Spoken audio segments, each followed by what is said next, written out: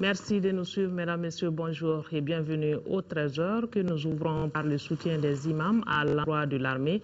En plus des prières pour le retour de la paix au Mali, les imams du Mali s'investissent sur le plan financier. Ils ont remis hier au président de la République 20 millions de francs CFA en guise de soutien à l'armée malienne. La délégation était conduite par le président du Haut Conseil islamique, Mahmoud Diko. Mohamed Diarra nous fait le point. La symbolique est très grande et le geste touche à plus d'un titre le président de la République comme intérim qui a entre ses mains 20 millions de francs CFA en espèces. Une contribution du bureau exécutif de l'organisation des imams du Mali en guise d'aide à l'armée malienne. C'est très symbolique quand les imams qu'on appelle communément les garibous disent qu'ils ne peuvent pas rester et demeurer en reste parce qu'il s'agit du Mali.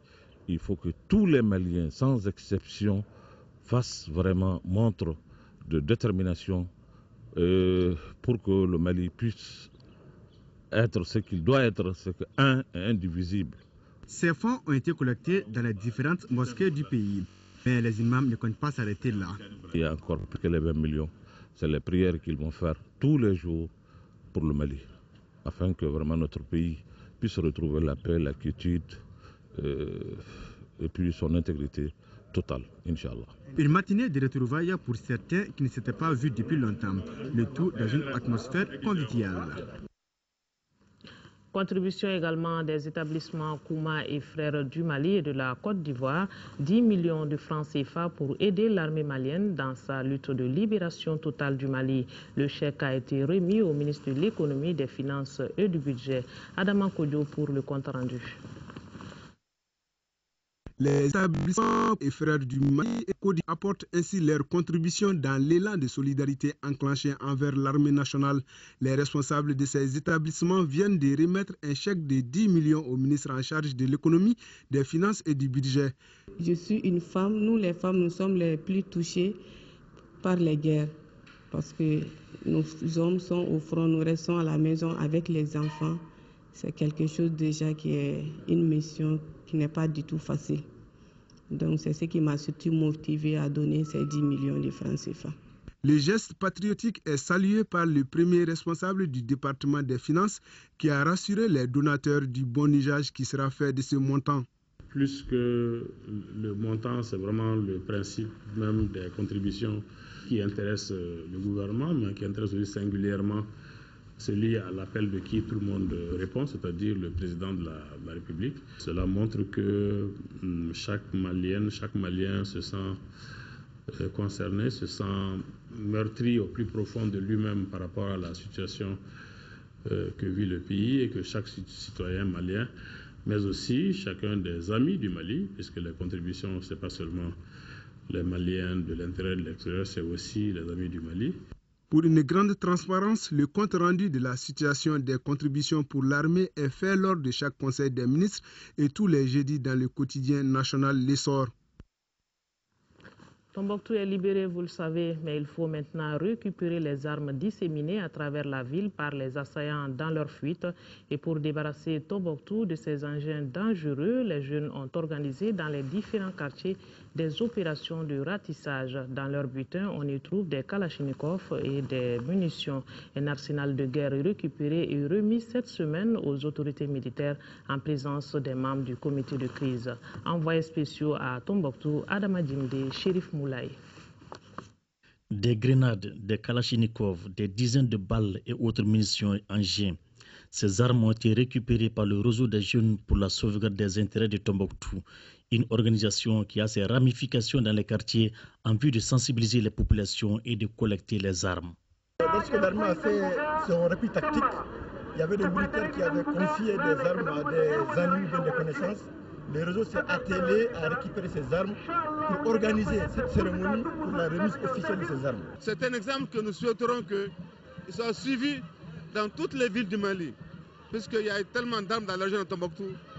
Le camp a été pillé, il y a tellement d'armes et nous souhaitons que vraiment ces gens se ramassent ces armes-là et les donnent aux autorités compétentes. Le colonel Kéba Sangaré, chef des opérations militaires de Tombouctou, a remercié ces jeunes pour cette action citoyenne. Il a réaffirmé que l'armée ne va jamais faillir à son rôle de défense de l'intégrité territoriale. Vous savez, la guerre, c'est pas bien. Comme le président Aya dit, si nous devons faire la guerre pour faire partie du terrorisme, nous sommes prêts à le faire et à le reprendre. Mais cette victoire, pour que ça puisse aller de l'avant, il faut la collaboration franche et totale de la population. Et les gestes que nous venons de voir à travers le comité des jeunes est un geste rassurant. Le colonel Sangaré a aussi procédé au lancement des activités du programme Éducation aux mines et engins explosifs à Tombouctou. Et c'est le monde qui est focalisé sur la guerre au Mali. Depuis le début des opérations militaires, le pays est devenu l'une des destinations les plus prisées par les journalistes venus de divers horizons. Sur place, ils ont trouvé une population aujourd'hui libre et accueillante, mais qui a été longtemps soumise aux atrocités des islamistes. La presse vue par nos envoyés spéciaux à Tombouctou, Adama Djimde, Chérif Moulay. Sont près d'une centaine de journalistes déployés à Tombouctou pour couvrir les événements dans la ville la plus connue de notre pays grâce à la célèbre université arabo-islamique de Sankoré. Journalistes, caméramens et photographes ont souvent bravé les consignes de sécurité pour être présents sur le théâtre des opérations après la débâcle des djihadistes. Le risque comptait peu. Chacun voulait être le plus près possible des faits. Moi, en tant que journaliste français, j'ai été remarquablement accueilli par la population de Tombouctou. On a senti un vrai soulagement de la part de la population de Tombouctou qui était extrêmement touchant. Autant en tant qu'homme qu'en tant que professionnel, on a rarement vu un événement aussi bouleversant que celui-là. On a senti les souffrances qui avaient été endurées par la population de Tombouctou, les souffrances terribles que l'on connaît, que les Maliens connaissent. Selon certains, ils ont dû débourser 1 200 000 francs CFA pour le billet d'avion Mopti-Tombouctou. Le coût était jouable compte tenu de l'importance des sujets. Deux faits inédits, l'arrivée d'un Hollande à Tombouctou et la possibilité pour les confrères d'être en contact physique avec une population soumise à la charia pendant 9 mois, qui malgré tout a tenu bon. J'ai constaté qu'il n'y a pas d'électricité, il y a beaucoup de problèmes de suministres encore, donc j'imagine que la population encore est en train de s'habituer à la nouvelle situation, donc ils sont un peu sous les chocs. Mais ce que j'ai rencontré, c'est des gens très sympas, très heureux. Les plus grandes chaînes du monde étaient présentes sur le terrain, ce qui faisait que tous les regards étaient tournés vers Tombouctou, désormais libre depuis près d'une semaine. Reprise de la coopération entre le Fonds mondial et le Mali dans le cadre de la lutte contre le VIH-Sida. L'institution met à la disposition du Mali 58 millions d'euros pour lutter efficacement contre la pandémie. Ce fonds devra servir au financement de plusieurs activités, dont le traitement de 110 000 malades du Sida avec les antirétroviraux. La cérémonie de lancement des activités de la deuxième phase du projet Round 8 a eu lieu hier même au ministère de la Santé. Et le point, c'est avec Ramata Konate. 58 millions d'euros, soit près de 38 milliards de francs CFA, c'est le montant que le Fonds mondial accorde à notre pays. Cela pour venir à bout du VIH et du sida. Pour ce faire, plusieurs activités seront menées. Il s'agit entre autres, d'ici 3 ans, de dépister 650 000 personnes âgées de 15 à 49 ans au VIH, dont 365 000 femmes enceintes, et de traiter 110 000 personnes avec les ARV. Il est donc question d'intensifier les services de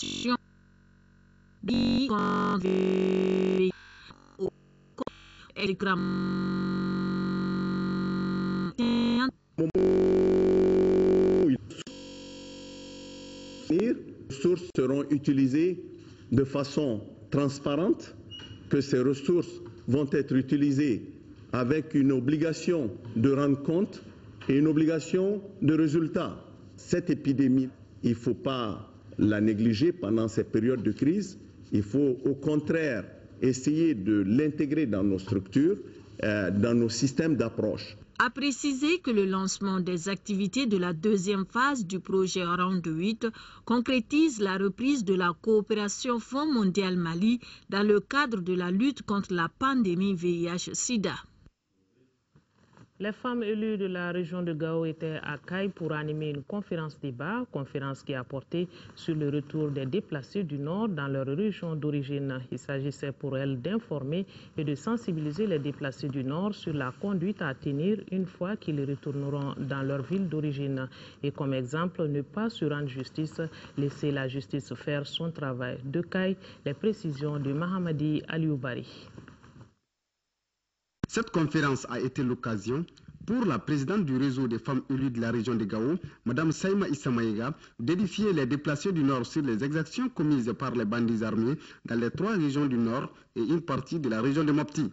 Mais elle a invité ses parents du Nord à ne pas se rendre justice et à laisser la justice faire son travail, car le Mali est un pays de droit. Cette clôture débat a pour objectif d'identifier les déplacés dans toutes les régions non occupées du Mali, amener les uns et les autres vraiment à pardonner tout ce qu'ils ont vécu dans les différentes régions du Nord. Parce qu'on s'attend au retour et on veut que tout le monde rentre dans leur ville respective avec des cœurs sans haine. Ce message a été bien reçu par l'assistance. Ils nous ont apporté vraiment beaucoup de conseils. Tout ce que nous en avions comme rancune sur notre conscience a été apaisé. Cette émission, il la fallait. Dans la mesure où les déplacés ont hâte de quitter leur région d'accueil pour rejoindre leur région d'origine, il fallait organiser cela pour demander à tout un chacun de ne pas se laisser aller par l'esprit de vengeance, puisqu'on ne construit rien dans la vengeance. La tolérance est malienne. Après avoir formulé des bénédictions pour que le Mali retrouve sa stabilité, les déplacés ont salué l'effort de la France, de la MISMA, bref, les pays amis qui sont en train d'aider notre chère patrie à retrouver son intégrité territoriale. Une minute de silence a été observée à la mémoire des victimes civiles et militaires tombées sur le champ de guerre. Sport football pour terminer CAN 2013, le Mali est 3e d'Afrique depuis hier. Les Aigles du Mali ont battu les Black Stars du Ghana 3-1 et s'emparent de la médaille de bronze. Assa Soumaré nous fait le résumé de la rencontre. En l'espace d'une année, Maliens et Ghanéens se retrouvent pour la 4e fois en Coupe d'Afrique des Nations. Et c'est la 2e fois consécutive que les Aigles du Mali et les Black Stars du Ghana se disputent la 3e place. Dès le coup d'envoi, les nôtres ont le monopole du jeu. À la 21e minute, l'attaquant Mahamadou Samassa reprend un centre de Adama Tamboura. De la tête, son tir ne laisse aucune chance au portier ghanéen. 43e minute, un deuxième but sera manqué par le même Mahamadou Samassa. Son ballon heurte le poteau.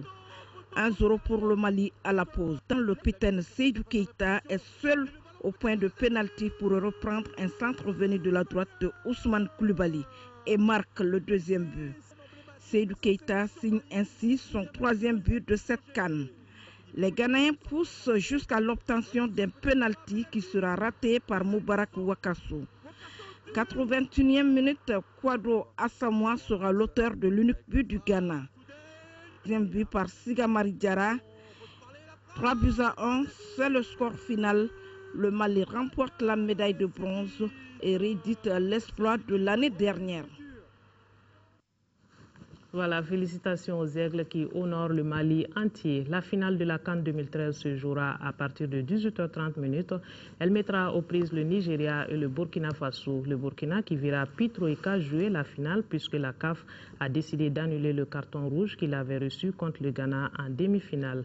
Nigeria-Burkina Faso, c'est à partir de 18h30 sur votre télévision nationale. Et juste après, Ibrahima Djombele vous retrouve pour la grande édition. Merci et bonne suite de programme sur leur thème. Bon dimanche.